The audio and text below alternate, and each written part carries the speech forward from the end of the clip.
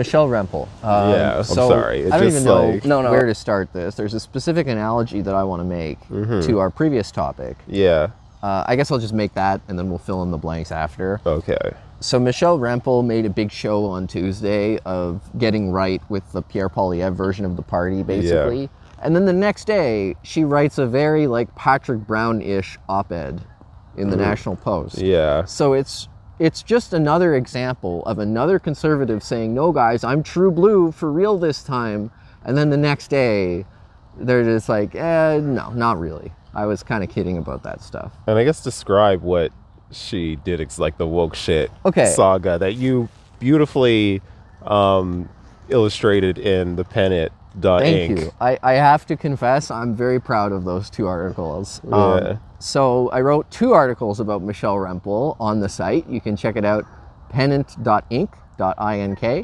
And on Tuesday, Michelle Rempel was in the House. She was delivering remarks during debate on Bill C-30. And she prefaced her remarks by going on about the cost of living and inflation, and she's talking about kitchen table issues, cost to Canadian families, and she says that the government's woke agenda is out of touch and it's hurting families economically, which is all true. And then she gets to the climax of her remarks. Enough with the woke shit. Yeah. And of course, she immediately retracts this as unparliamentary, which it was. But it triggered my spidey senses. It was okay, so you have Michelle Rempel, who started her career as a Harper stalwart. She is the member from Calgary Nose Hill. She was supposed to be the true blue, young conservative woman. Rona Ambrose 2.0, basically. And Michelle Rempel has had a real woke streak over the past few years. And that culminated this summer when she was the co-chair of the Patrick Brown campaign, which was waging holy war on Pierre Poilievre as some kind of a racist, neo-Nazi, white supremacist, Pat King apologist. So we all know what happened with the Brown campaign. It fizzled out. He got disqualified. Poilievre won a crushing victory. So it seemed okay, Michelle Rempel, here she is, she's gotten right. She's talking about pocketbook issues and blah, blah, blah. The next day, she writes this op-ed in the Post, which again, kind of veiled with woke shit, and yet denounces woke stuff in the title of the op-ed. So the natural instincts I had on Tuesday night, this is a political moment that she's manufacturing. She totally vindicated that the next day with a fat op-ed in the Post.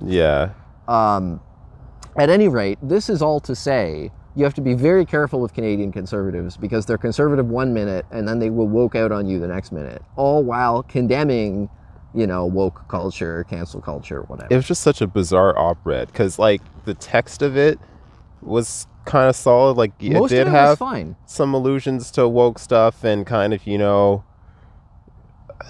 I guess looking out for marginalized people or whatever, while being fiscally conservative or whatever, But then the part that caught my eye, and you talk about in your second column is the Erica Iffel article that it links to. Oh, my Lord. And this is a Hills Time article and basically talks about, man, this is such a convoluted She goes mess. off in a lot of different directions. Yeah. And there's kind of a conspiratorial fever dream aspect to her piece. Yeah. She talks about how Aaron O'Toole promising to defund the CBC was the same as Donald Trump creating fake news that caused somebody to shoot up a Maryland newspaper in 2018. Yeah. And she just makes all these kind of unhinged allegations. Goes after Andrew Coyne for running defense for Tamara Lich, even though Andrew Coyne was the biggest fucking boomer anti-convoy pearl clutcher, we would go downtown and record the events with our eyes and our phones and see what was really going on foot. Yes, and then we'd be on the ground playing and then we the ad issue clips from ad issue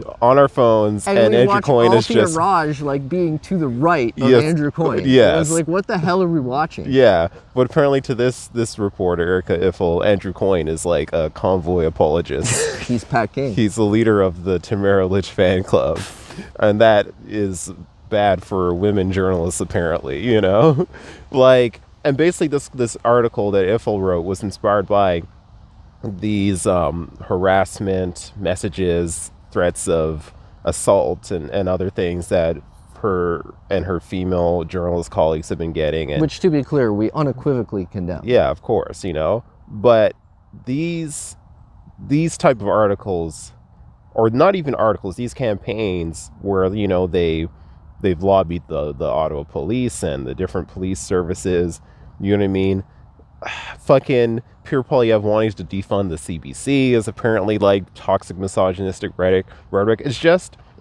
It's all a means to an end. Now, I'm not saying that, women and marginalized people don't have the right to challenge and defend themselves against harassment. But the idea that we could do anything to stop that beyond filing a police report and investigating it like any other crime, because harassment's already illegal. You know what I mean? There are tools. Not saying that the criminal justice system works. Obviously, they don't catch the majority of people doing this stuff. But, what else do you want to do? And if you read between the lines, it always leads to censorship and deplatforming of any type of criticism. And even the idea, of harassment. Now, I didn't view the messages that these women got, allegedly. Neither did I, so I had to take Ifil's word for it. But which I was willing to do. Yeah, let's take their word for it. But other people take their word for it. They say, I'm gonna kind of spoil a little bit of what we'll talk about next, the Kanye situation. Oh yes. But I've seen brain dead takes online where Gigi Hadid, criticized Kanye for the White Lives Matter shirt, and then Kanye fires back at her, criticizing her criticism, but Kanye's harassing, but Gigi Hadid isn't harassing Kanye. Right. So basically, any sort of pushback on the internet, particularly if it's a woman, is harassment. You know what I mean? Yeah. And not to mention the men that deal with harassment and stuff all the time too, but that just gets ignored. And it's just a whole kind of rabbit hole that ultimately leads to censorship. Now, I'm not saying that going after criminal harassment and threats is bad. Police need to take those seriously. No, that's not censorship. Yeah. That's law enforcement. But the idea that Pierre Poilievre campaigning on the idea to defund the CBC, or not even him, Aaron O'Toole, of all people, is Blueface, baby, caping for internet misogynists. It just doesn't make sense. And back to the whole Michelle Rempel Garner thing, the fact that she quoted that article, not even quote a link to it, in the fucking with no pushback, no criticism, nothing. Yeah, just literally, here, take this at face value. What? You could tell a lot by a politician based on what they're reading, or what they admit to reading. Yes, for sure. You know what I mean? And the fact that Michelle Rempel read that article and was just this sounds coherent. It's very troubling, and it questions this whole woke shit saga. It really does. Okay, my theory is that somebody had polling, somebody in the Rempel camp. Oh, for sure. About this, enough with the woke stuff. Yeah. They realized that poll, or that phrase polled well. Mm-hmm. So I think they saw, let's go Brandon potential. Yeah. And they tried to meme enough with the woke shit into reality. That's my going theory. And it almost worked, except, I'm sure most people won't see this National Post article, so I'm pretty sure it won't. It won't. See, look, she's already in my head. It worked, at least on the CTV clip of it. Majority of people... all the comments were you go, girl. Yeah, girl power. Right. Yeah, girl boss 2022. So, hey...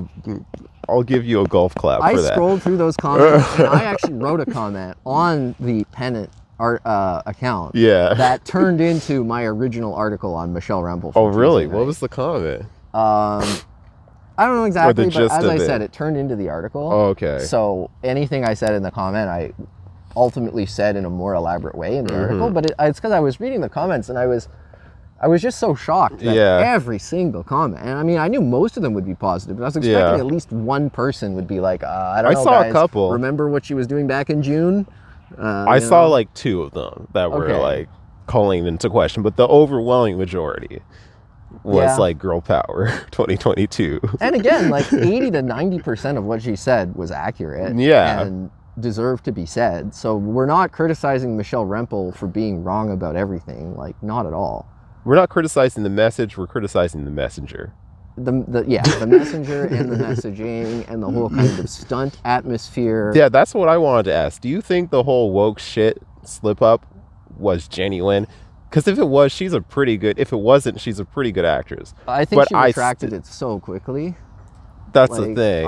I'm 80% it was a stunt, 20% it was a happy accident. So I'm not saying unequivocally that yes, it was a stunt, but I'm definitely leaning strongly in that direction. And the fact that she retracted it within 2 seconds and then reiterated it with the word stuff replaced. And but she said the word stuff before too. In the post the next day. Well, yeah, the op-ed's kind of sus. That's to me that, like, I thought it was a stunt before the op-ed. Okay. No, me too. And then the op-ed dropped, and I was like, wow, I've been completely vindicated for my first first article.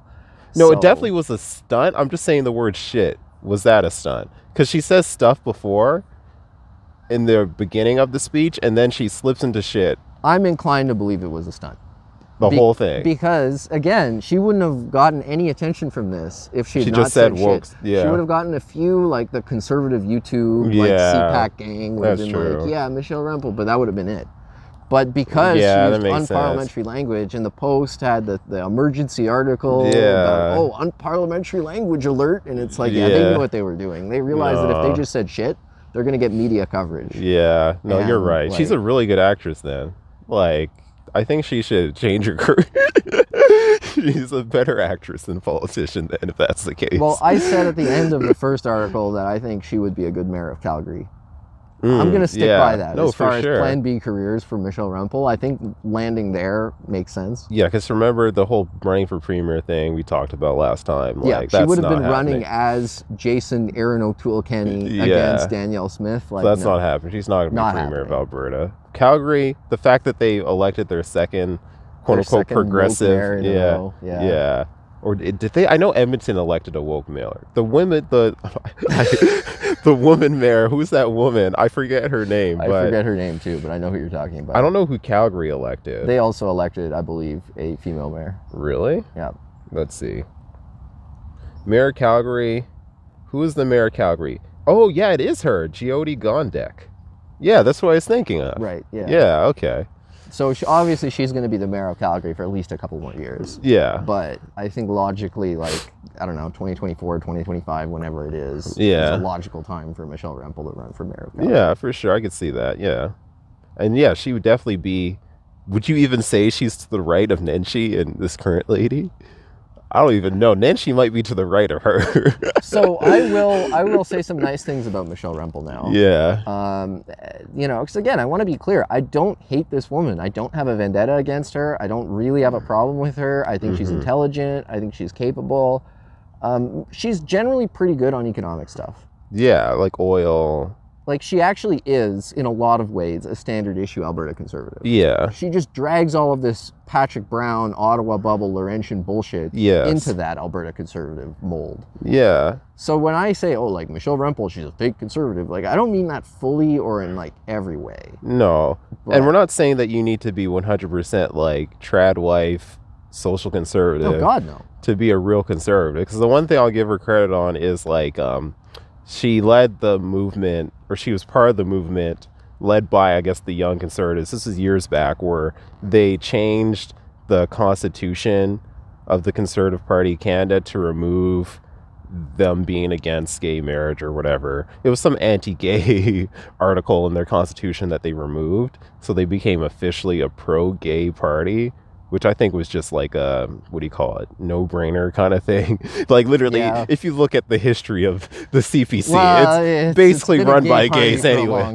So they just made it openly gay. Yeah, okay, you know what I mean? like that. So they stuff like that. Decloseted the party. Yeah, 100%. Stuff like that, like, I give her credit for, But this other woke pandering shit that she's pretending to be against, Anyways,